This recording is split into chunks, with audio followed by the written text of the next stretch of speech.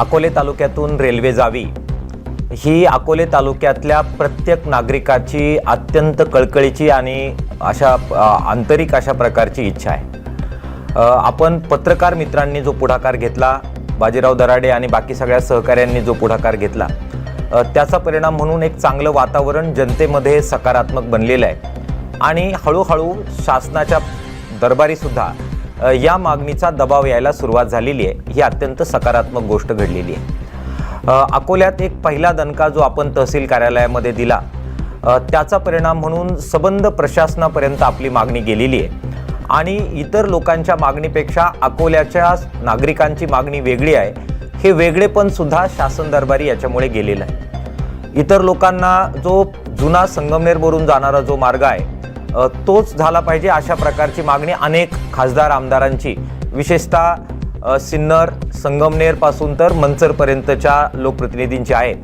मात्र ते तसं होत असताना अकोल्यात एक थांबा दिला पाहिजे आणि अकोल्याच्या थांब्यासह नाशिक पुणे रेल्वे झाली पाहिजे, ही आपली वेगळी मागणी आहे। त्याचबरोबर आपली आणखीन दुसरी मागणी ही विशेषतः आदिवासी विभागाला मुंबईला जोडणारी मागणी आहे। ती आपली जुनी मागणी आहे आणि या निमित्ताने ती आता परत केंद्रस्थानी येते।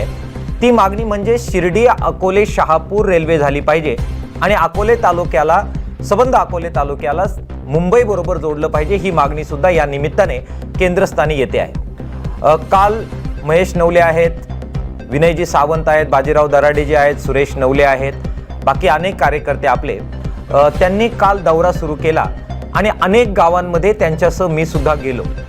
लोकांमध्ये अत्यंत सकारात्मक भावना या आंदोलनाबद्दल आहे आणि 16 तारीख जे आपण प्रांत कार्यालयावर धडकणार आहोत त्याच्यासाठी गावोगावचे सगळे लोक हे पक्ष पार्ट्या विसरून, जात धर्म विसरून एकत्र येत तयारी करतायत असा अनुभव गेल्या 2 दिवसामध्ये आम्हाला आला। मात्र दुसऱ्या बाजूला आज तातडीनं पत्रकार परिषद घेण्याचं कारण असं की दिवस खूप कमी असल्यामुळे केवळ 8-10 गावांपर्यंतच आम्ही जाऊ शकलेलो आहे। जोपर्यंत आपण प्रत्यक्ष जात नाही तोपर्यंत त्या लोकभावनेचं रूपांतर कॉन्क्रीट नियोजनामध्ये होत नाही आणि मग त्यामुळे संगमनेरच्या मोर्चामध्ये त्यांचं येणं सुनिश्चित होत नाही, ही काळजी आम्हाला वाटते। हे जर करायचं असेल तर सर्वपक्षीय नेते हे आणि सर्वपक्षीय कार्यकर्ते जे नियमितपणाने वेगवेगळ्या आंदोलनांमध्ये, निवडणुकांमध्ये सक्रिय असतात, त्यांनी सक्रिय होण्याची आवश्यकता आहे। एक खेदाची बाब आम्हाला इथे नमूद करायची आहे की अनेक नेते आले, त्यांनी पाठिंबा जाहीर केला, मात्र परत ज्या प्रकारे त्यांनी तुटून गावागावात जाऊन सक्रियपणाने आपलं केडर मोबिलाइज करायला पाहिजे आणि एक कॉन्क्रीट नियोजन करून मोर्चाला जाण्यासाठीची जी सबंधपणाने व्यवस्था, यंत्रणा ही लोकांच्या सहभागातून उभी करायला पाहिजे, याच्यामध्ये अनेक नेते हल्लेले नाहीत, ही अत्यंत गंभीर बाब समोर आलेली आहे आणि त्याच्याबद्दलची काळजी व्यक्त करण्यासाठी सुद्धा आज आम्ही पत्रकारांच्या समोर आलेलो आहे। निवडणुकीच्या वेळी आणि वेगवेगळ्या इतर आंदोलनांमध्ये, मला त्या आंदोलनांची नावं इथं घ्यायची नाही आहेत, त्या आंदोलनामध्ये जसं प्रचंड कष्टाने हे लोक उतरतात आणि स्वतःच्या घरची लढाई असल्यासारखं नियोजन करत जणू काही तो लढा हरला जिंकला तर मी हरलो जिंकलो या ताकदीनं उतरतात, त्या ताकदीनं अनेक लोक अद्याप सुद्धा हल्लेले नाहीत। आम्ही संयोजन समितीच्या वतीनं त्यांना विनंती करण्यासाठी, आव्हान करण्यासाठी पुन्हा आलेलो आहे की हा निर्णायक लढा आहे, ऐतिहासिक लढा आहे, पुढचे 100 वर्ष याचे परिणाम होणार आहे। त्यामुळे आपल्या वेगवेगळ्या प्रकारच्या अस्मितांच्या लढाया आहेत, वेगवेगळ्या प्रकारच्या व्यक्तिगत लढाया आहेत, निवडणुकींच्या लढाया आहेत, याच्यापेक्षा सुद्धा अकोल्याच्या जनतेला विकासाच्या प्रक्रियेशी जोडण्यासाठी हा लढा त्यापेक्षा जास्त महत्त्वाचा आहे। अस्मितांच्या लढाईमध्ये आपण जितक्या हिरिरीनं भाग घेतो तितका सुद्धा भाग हा भौतिक लढाईसाठी जर घेणार नसू तर ही याच्यापेक्षा वाईट गोष्ट कोणतीच नाही। आणि म्हणून पुन्हा एकदा आम्ही सर्वांना हात जोडतोय, ज्यांची ताकद आहे, उदाहरणार्थ सहकारामध्ये काम करणारी मोठी कार्यकर्त्यांची फळी ही अकोले तालुक्यात आहे आणि ती सक्रिय झाली तर त्यांचा प्रचंड मोठी मदत वेगवेगळ्या गोष्टींसाठी होते। मात्र पाठिंबा दिला, मात्र ही सहकारातली फळी तितक्या प्रमाणात अजून सुद्धा या लढ्याच्या नियोजनामध्ये सक्रिय झालेली आम्हाला दिसलेली नाहीये। विधानसभेच्या निवडणुकीमध्ये हा राखीव मतदारसंघ आहे, त्या राखीव मतदारसंघामध्ये इच्छुक लोकांचं आणि लढाई करणारे माजी आजी हे असे आमदार खासदार असणारे लोक त्यांचा पाठिंबा आपल्याला मिळालेला आहे, पण ते तितक्या ताकदीनं सक्रिय झालेत असं अद्याप तरी आम्हाला वाटत नाहीये. आणि म्हणून त्या सर्वांनी सक्रिय व्हावं. आमच्याकडून विनंती करायला आम्ही कमी पडणार नाही. याच्यासाठी जनतेच्या समोर परत एकदा आम्ही सगळ्यांना हात जोडतोय. पूर्ण ताकद लावा. एकदा लढाईमध्ये आपण जरा 19-20 झालं, कमी पडलो की मग कॉमेंट पास करणारे अनेक असतात. युद्धात जिंकले, तहात हरले, शेतकरी नेते मॅनेज झाले, त्यांना काहीतरी पॅकेज मिळालं, हे कॉमेंट्स आम्ही आयुष्यभर ऐकत आलेलो आहे. पण लढाई उभं करणं किती अवघड असतं हे प्रत्यक्षात लढाईत जे उतरतात त्यांना कळतं. त्यामुळे आम्हाला मागे ठेवा आणि तुम्ही पुढे व्हा. म्हणजे तुम्हाला कोणत्याही प्रकारचं अशा प्रकारे उणीव राहिली अशी कॉमेंट करण्याची गरज पडणार नाही. ही विनंती करण्यासाठी आम्ही आज इथे आहोत. मला सरपंचांना आवाहन करायचे, सगळ्या तालुक्यातल्या गावकऱ्यांच्या सरपंचांना निवडून आलेले आहेत, गावांनी तुमच्यावर विश्वास टाकलेला आहे. या नेते मंडळींनी आता आम्ही आव्हान केलं, ते कितपत सक्रिय होतील हे काळ ठरवेल.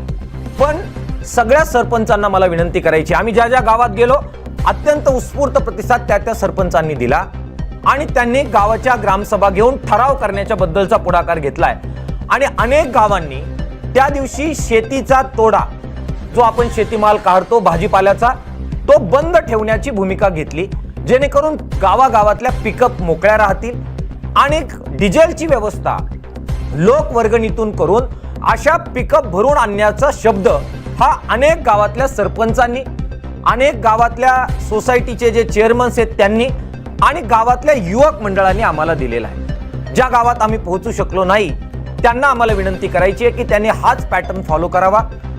शेतकऱ्यांनी शेतीमालाचा तोडा त्या दिवशी बंद ठेवून गावात ज्या पिकअप आहेत, वाहतुकीची इतर साधनं आहेत, त्याची पेट्रोल डिझेलची व्यवस्था गावाच्या सहभागातून करावी. महिला मंडळी मोठ्या प्रमाणात त्याच्यामध्ये बसून, बाकी शेतकरी बसून मोठ्या संख्येने आपण 10 वाजता अकोल्याच्या बाजार तळावर जमतोय त्या ठिकाणी त्यांनी यावं. त्याचबरोबर झेन-झी, ज्याचा उल्लेख आपल्या अनेक लोकांनी केला, विशेषतः पुण्यात आणि नाशिकमध्ये राहणारे नोकरीसाठी गेलेले जे सगळे आपले तरुण आहेत त्यांना मला विनंती करायची आहे की त्यांनी गावाकडे एक फोन करावा. एक फोन रेल्वेसाठी, हे हात जोडण्यासाठी आम्ही आहोत. त्या सगळ्या शहरातल्या विद्यार्थ्यांनी आणि नागरिकांनी घराकडे एक फोन करावा. आणि हे जे लोक आज लढतायत, तुमच्या घरातला एक माणूस माझ्या वतीने मोर्चात पाठवा, अशी विनंती पुण्यात गेलेल्या, नाशिकला असलेल्या, मुंबईला असलेल्या आपल्या तरुणांनी घरी करावी. आणि त्या ठिकाणी शहरात असलेल्या तरुणांच्या ह्या फोनला गावकऱ्यांनी प्रतिसाद देत त्यांनी स्वतःचं साधन घेऊन अकोल्याच्या बाजार तळावर 10 वाजता उपस्थित राहावं, अशी सुद्धा विनंती मला त्यांना करायची आहे. पत्रकार मित्रांचे परत एकदा मला लाख त्यांना धन्यवाद द्यायचे की काहीही अपेक्षा न ठेवता स्वतःची लढाई म्हणून ते लढतायत. त्याच्याच जोडीला या तालुक्यातील शिक्षक आहेत, या तालुक्यातील व्यापारी आहेत, टपरीधारक आहेत, बाकी वेगवेगळ्या संघटना आहेत. पुरेशा प्रमाणात त्यांनी अजून सक्रियता दाखवलेली नाही, पाठिंबा दिलाय, पण सक्रियपणाने त्यांनी उतरावं. वसंतराव मनकरांनी मला कानात सूचना केली की व्यापाऱ्यांची संध्याकाळी उद्या बैठक घेता येईल काय, टपरीधारकांची घेता येईल काय. जरूर तो प्रयत्न करावा आणि पूर्ण ताकदीनं त्यांनी हे करावं. शेवटचं वाक्य बोलून मी संपवतो. आपण चाकणला जाणार, दिल्लीला जाणार, कलकत्त्याला जाणार, बोलणं सोपं आहे, पण संगमनेरची लढाई किती ताकदीनं होते आहे, किती लोक उतरतायत, जनतेचा किती सहभाग होतोय आणि पक्षीय पार्टीच्या मधले असे अंतर्गत गोष्टी बाजूला ठेवत सगळे नेते किती एकोप्यानं जबरदस्त ताकदीनं संगमनेरला उतरतायत, याच्यावर पुढच्या लढाईचं संबंध भवितव्य अवलंबून आहे. त्यामुळे मला विनंती करायची आहे की फर्स्ट इम्प्रेशन हे फार महत्वाचं असतं, ते संगमनेरला आपण सगळ्यांनी द्यावं, पूर्ण ताकद लावावी. हे कळकळीची विनंती आणि आव्हान हात जोडून अकोलेकरांना मी करतो.